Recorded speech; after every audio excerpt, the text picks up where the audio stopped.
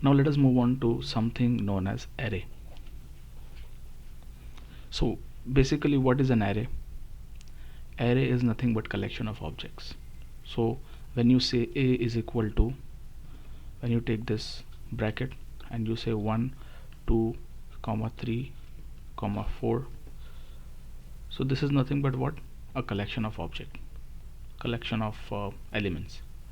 So this is known as an array. So what you get is nothing but a collection of object. And on the right hand side, if you double click on this variable, it will open an excel sheet kind of thing, and here you can see it has these elements 1 2 3 and 4. So let us say I want to define another array. Now I am using same name, but the elements are different. Let us say in place of 1 2 3 4, I'll say 5 comma 6 comma 7 comma 8. So what do you think what is going to happen? So obviously this new value of 5 6 7 will be assigned to A. So when you open up A here again, when you double click this, what you will get is nothing but 5 6 7 and 8. So one very important property that you need to understand here is the new value is going to override the old value. So if you have defined a variable A and you have assigned a value to that variable, then again you assign the same variable and assign a different value, the most recent value will get assigned. So this is one very important property of MATLAB you need to understand. So this kind of array, if you see, this is also known as a vector. So array and vector, in a lot of places, in a lot of books, you will see they are used interchangeably. So some book may say vector, some book may say array. So basically it's nothing but one and the same. Those are nothing but collection of objects. So 1 2 3 4, when you type like this, you get an array or a vector of 1 2 3 4. Okay, so let us talk in mathematical terms, and let us say this is a vector. So which kind of vector is this? This is a row vector. Now suppose I want to generate a column vector. So what I am going to do here is I am going to define another variable, and I am going to generate another variable, and let us say I will be using values again 1 comma. Okay, now here in place of comma I am using semicolon, 2 semicolon 3 semicolon 4 semicolon 5. So what I got here is, it's again a vector. It's nothing but, it's again a collection of objects, but this is a different kind of vector. This is known as a column vector. This was a row vector. I mean to say this was a row vector. This is a column vector. Okay. Now there is one more way in which you can convert a row vector into a column vector. So obviously, if you can think, you know from basics that if you take a transpose of a column vector of a row vector, it will get converted into column vector. Or if you take a transpose of a row vector into a column vector, it gets converted into column vector. So here, if you see this A is nothing but what? It's a row vector. Now if I want to convert this into column vector, so what I'm going to do is I'm going to create a new variable, let us say C. If you don't want to create a new variable, it's okay, you can just create a new variable. C is equal to A. So if I just write it down like this, it's just going to assign the value of A to C. But what I want here is I want to transpose. So I'll do this apostrophe. So A apostrophe. So what you are going to get is going to be a column vector.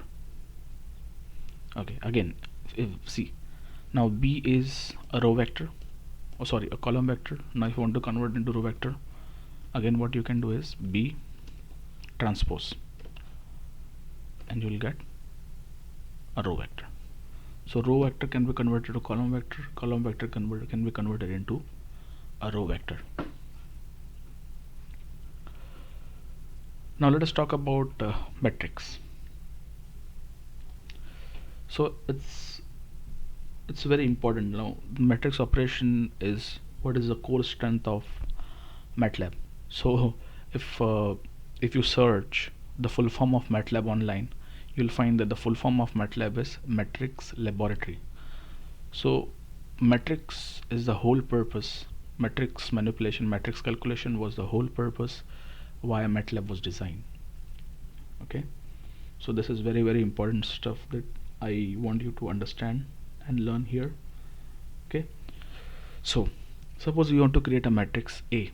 Now this time I'm using a capital A, and if I want to create a square matrix, so I hope everybody here knows what is a square matrix. So square matrix is a matrix where number of rows and number of columns are same. Okay, so again I can take 1 2 3. I'm just lazy, I just want to stay with 1 2 3 4. So 1 2 3. Okay, so I am saying that this is my first row. So if you want a column, what you are going to do, you are going to put a semicolon, then 4 comma 5 comma 6. Again this is going to be a second row. Again you want a column, semicolon, 5 6 7 comma 8 comma 9. This is where I want to end. Okay, so when you close this, what you will get is a square matrix. If you can see here, 1 2 3 4 5 6 7 8 and 9. So number of rows and number of columns are same. That is why this is known as a square matrix. Okay, now let us say if we want to access a element of a matrix. Suppose I want to access this element 2 2. So access this element 2, or let us say I want to access this element 5. Okay, now you tell me 5 belongs to which row and which column. So if you can see here, this is row number 1, column number 1, this is column number 2. So second column, row number 1, row number 2. So second row, second column. So if I want to access that element, what I am going to do is I am going to just write A comma 3, no not 3, it should be 2 comma 2. One very important thing that you need to understand here, or if you want you can write it down in your notebooks, that the matrix starts from, or in MATLAB, the vector or the matrix, it will start from an index of 1. Okay, so this is going to be your row number 1, row number 2, row number 1, row number 2, and this is going to be a row number 3, and this is going to be your column number 1, column number 2, column number 3. Why I am telling you this is, if you talk about other programming languages, there the indices start from 0. So this is one very important difference between MATLAB and other programming languages that you need to understand, is that in MATLAB the indices are going to start from 1. Okay, so this is going to be 1, row number 1, row number 2, row number 3, column number 1, column number 2, column number 3. Okay, anyways, let us come back to this. So if you want to access 5, so what you are going to do is you are going to enter row column. So A2 comma 2 will get this value of 5. Okay, now the same thing can also be applied, this we applied for matrix, the same thing can also be applied for the vectors. Let us talk about your vector A. Suppose we want to access this element 6. Can you tell me can you think about what you are going to enter? What should be the index? The index always starts from 1. So this is index 1 and this is index 2. So what you are going to type here, A comma 2. See, you can get 6. Okay, so now here what I have done is I have not assigned values to any variable. So often when you are doing some serious programming or when you will be doing your programming homeworks, there will be situation where you'll have to assign this value to some other variable. So what you can do here is you can assign this value of A2 to a variable D. So what I'm doing here is, okay, let us do something else. Let us say I am taking index 3. So D, I'm assigning the value of the vector at location 3 to a variable D. So this is going to be 7. Obviously, if you can see here, you'll realize that it is 7. So these are a few subtle things that you should understand, and to be honest, you'll learn this by practice.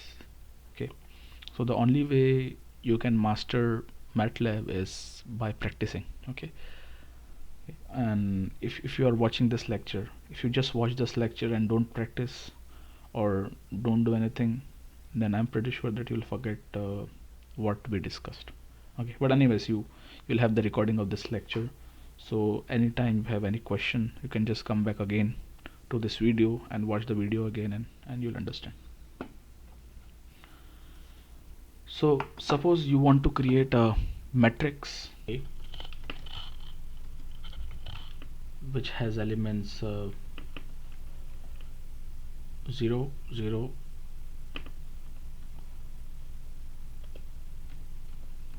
0 and 0. So basically all the elements are 0. So this is the conventional method of creating a matrix whose elements are 0. Okay, but one good thing when you talk about MATLAB is you have a built-in function to do this. So basically, instead of doing like this, what you can do here is you can just use a built-in function which is zeros, okay, bracket, and then you are going to enter the number of rows. So number of row is 3 and number of column is 3, and what you are going to get is this matrix. So in a similar sense, let us say if you want to create a matrix with values of ones, so again we have a built-in function for that.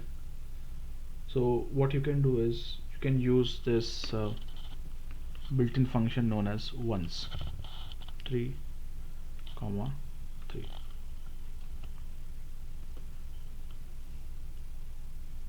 Okay, now again very important thing is there will be situations where you'll have to use identity matrix, or you have to create an identity matrix. Again, you can create identity matrix using the conventional method, that is bracket 1 0 0 0 1 0 and so on. But again, we have a built-in function for that. What you can do is you can just type I, okay, and row is 3, column is 3.